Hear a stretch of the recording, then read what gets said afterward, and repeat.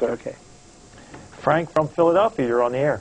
Yeah, Mr. Corbett, you know, you're talking about scams, and probably, actually, in the next year or so, the biggest scam known to mankind's opening up throughout our state, and that's casino gambling.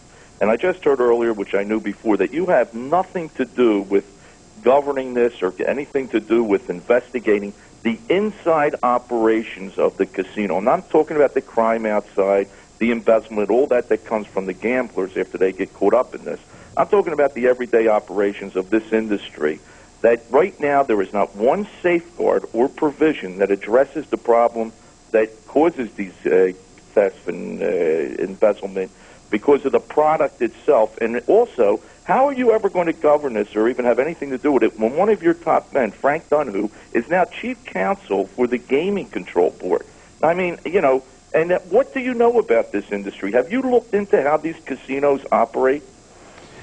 We've looked into the industry. I will tell you, back in April of last year, we went over to New Jersey to see how their gaming industry works, and I became very concerned. You had heard back during 2004 when the legislation was being proposed and actually was passed that we were following the New Jersey model. And when I sat down with the Attorney General of New Jersey and his staff to talk about their model, we learned that we were not following the New Jersey model. And let me give you an example in that. In New Jersey, they have a gaming commission. Well, in Pennsylvania, we have a game commission headed up by Mr. Decker. Those people were appointed by the legislature. But in New Jersey, the gaming enforcement comes directly under the Attorney General, who in New Jersey is appointed by the governor, and the state police work with the Attorney General and do the enforcement. They're the ones that do the background checks into all the vendors. They're the ones that conduct any investigations into allegations of, let's say, cheating within the casino. Here in Pennsylvania, that's not the case. The Attorney General, and this was before I became Attorney General, was not included in that legislation, was excluded in that legislation, and gaming enforcement was created.